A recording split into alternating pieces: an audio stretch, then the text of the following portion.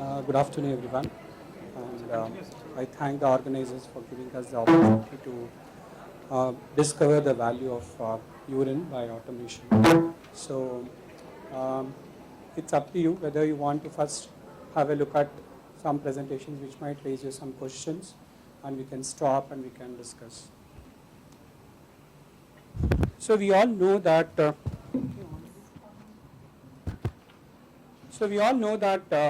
Urine is the most neglected liquid biopsy which is coming to the laboratory. So we all agree with that? Yeah. So starting from our course till the practice, we say that okay, urine, fine, chalega. So that's what the idea we all have.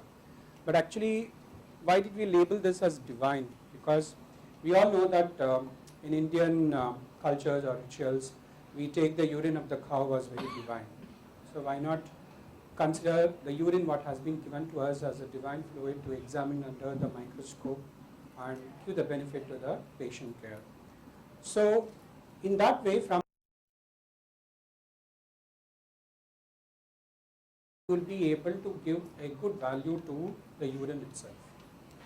So this is a hospital complex. Why I've got this is to make you understand that how in our hospital, which is about 800 bedded hospital, has been scaled up to 1000 bedded hospital now, and it is having about 250 to 300 samples of urine which trickles to my laboratory. We have got all the 3 transplant teams sitting over my head. You have a liver, you have a renal, you have got a bone marrow. In addition, we have got a whole bulk of ortho group as well as that of the other groups bombarding with the urine samples itself. Now, the current health scenario we all know as such that we have a lot of increased number of individuals who are coming, whether it is insured or non-insured, company people or non-company people, for the evaluation for the general health checkup or a pre-employment checkup. Now, when we are talking about those people and they are suffering from some of the non-communicable diseases, most important being the diabetes and hypertension, the labs are always challenged to take much load.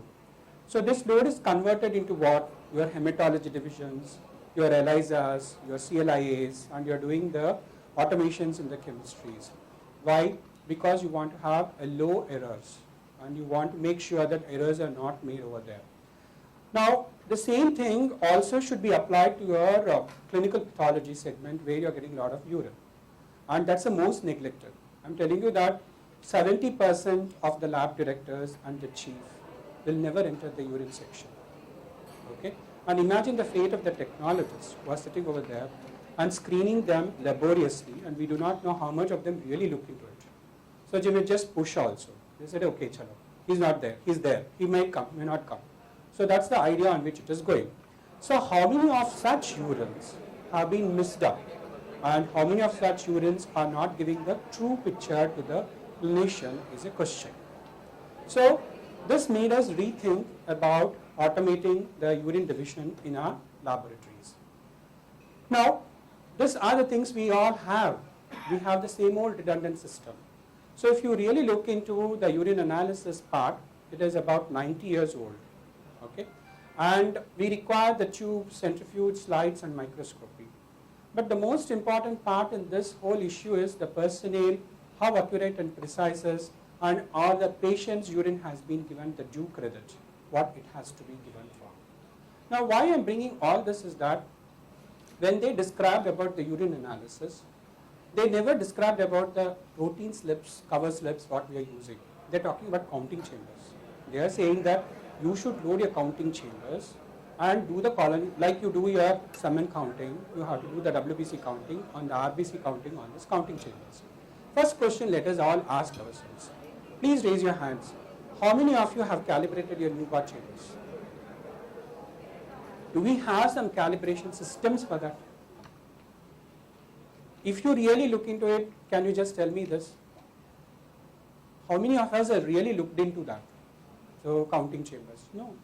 So CLSI guidelines clearly says that if you are going to report the sediment, you have to charge each of the Newport chamber to sit and see it. And you have to report that so many cells are seen per high power. So we have not done that. We are only used to the wet mounts. And what our people do? They take 10 urine samples, put it in the centrifuge, spin. He does not have patience till the spin stops. So you're going to put your hand there and you say, just stop. Then he takes up, he decants. And we don't know what is the supernatant fluid, what is left out. He just takes to the vortex, he puts on that, he vortex and he puts on the cover slips. All the 10 slides are ready, one by one he sees. Now when we are doing, we have so many problems in this. First and the foremost is that, are he using the standard guidelines? Okay, so if you look at the, actual thing when you're talking about the centrifuge, they say that you require 12 ml of urine for spin, and it should be 400 gyri and for 5 minutes. Are we doing that? Are my technical staff doing that? And when he decants it, the remnant supernatant should be 250 microliters, out of which he should not put that onto a vortex, he should not put on thaw, but he should only revolve his tubes and then take 50 microliters of that, put it on the Nuba counting chamber, do the procedure. We are not doing any of this. So that means you are totally neglecting your urine concept itself in the laboratory. So we went ahead and said that, okay, there is some issues in that, so our reports are not accurate and precise. So that generated interest in me to go ahead and automate our urine segment itself. Now, these are the questions which you might be having, so which I just put it across. So this is open up now for the discussion. What is the how does the technology work, and it is reliable? How will it affect my workflow and current efficiency in the lab? So do we have such questions here in this audience? May I initiate your questions if you have anything? So how many of you know that the urine automation is available for both chemistry and microscope? It's available. Okay. So we all know that we have evolved from the strip reader, semi-automated, automated. We all know about it and all work on the reflectometer. But the problem comes in the sediment analysis, which we are talking about. So now there are technologies to help out. There are two technologies. One is the digital imaging system. The other one is a flow cytometry itself. Worldwide, you have only two concepts of sediment analysis. One is the digital imaging. The other one is about the flow cytometry. Now, is it reliable? Which we will just discuss because we have some cases if need be. Then how will it affect the workflow and current efficiency in terms? Now, I'm not going to talk about the strips right now, but let me just tell you that if you have an automated urine chemistry analyzer, it really sounds good because you don't have the problem of the humidity contamination and the strips are sealed. And you need not worry about the things like whether there was a silica gel inside or silica gel outside the container. So that problem is resolved. Then wet hands when they are picking up the strips, that's removed. So in terms of the chemistry automation, we may not have problem. So that's good. And the controls work very well. So the controls are also available for the urine chemistries, which we are all used to it. So it's available. So you have a low value and a high value to do it. And the quantity is depending upon your workloads. So whether you want the throughput to be 100 samples or you want 200 samples, you can have. Next, come to the sediments. Now when you're talking about the sediments, two things happen. I told that you have a digital imaging, another one you have a flow cell. So let us see that digital imaging first. Do we have time to review the images? Okay. So I have some print shots of the digital imaging screen systems which I can share with you to show that do we have time to sit and categorize each of these images into respective things, what we do like a postman, just do the pigeonhole work. Or do we have some images which eases out and tells the technicians that, look here, these are the flat dog samples, you just get it to me these samples on a spin samples, rest are all having negative, so you can auto-validate and push, so that he can concentrate only the abnormals and he can bring it to you. Which one would you prefer? Yeah, this question is asked to you, which one you prefer? You want to review each images or you want to say that, okay, only the positives will come to you? I want to review each. Only? Each. You want to review all? Pardon? Only positives. Okay. So she says all. Ma'am, what is your urine load, ma'am? What is the urine load of the? I'm saying more little less, that's why. Huh. So when you are having a less, Depending on load, yeah. okay, we'll have some cases where in your manual, I'll just give you an example. In your manual, you have RBCs of 10. Do you report it as normal or abnormal?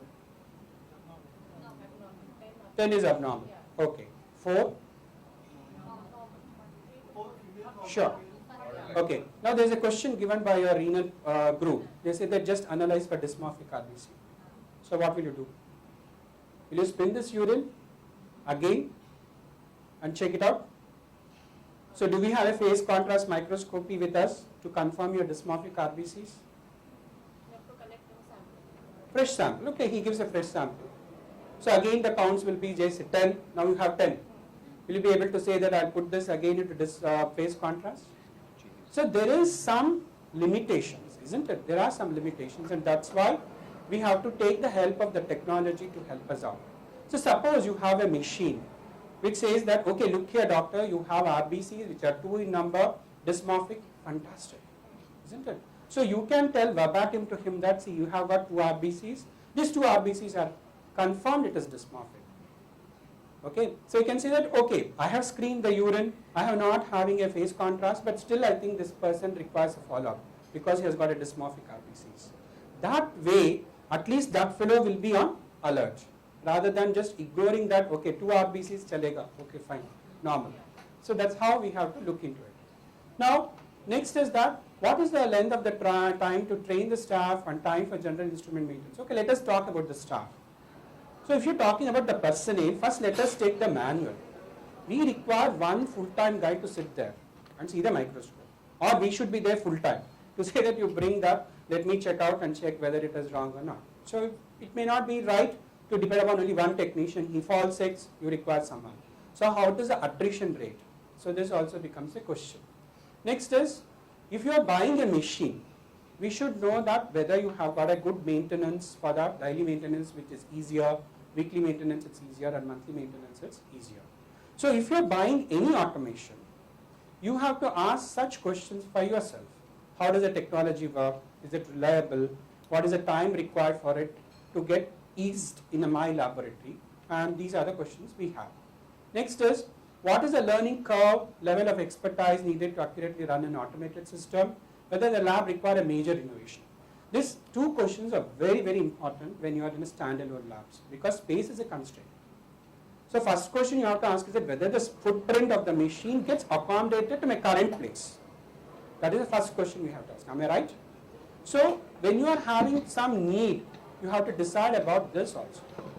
Then this is also very important. Whether I'll be able to interpret or it is very complex. So we require the systems which can help out to ease out things to make sure that we don't err on it and the learning curve should be short so that we can go ahead. So these are the questions which you had in your mind, or you have much more questions, you can, this forum is open. Okay, calibration of the machine is like hematology machines. Once a year you can do the calibration. Calibration is okay. Controls? Daily controls. You want daily controls? Okay, chalo, daily controls. So they require a daily controls. Okay, what else? No, it's good you talk. See, what is I'm telling is that cost per test, very important. No, absolutely right. You are right. See, we are all worried about the surplus what we make. The corporates are also important. You know how much of surplus you are going to give it to us, so that I can pay your salaries. Otherwise, we don't get our salaries. So that's good. So one is you should have a good controls. Very good, fine. Calibration, yes. Learning curve, shorter. Images should be easier, good. So you put all this in your checklist, okay? And then you have to know that some of the instruments are difficult to learn, okay? Some things are easier, okay? So we were having an advantage of using the 2 systems which are available in the global markets. So one was the digital imaging system, the other one was a flow cytometry. So we had both systems getting in for validation, and we had to make sure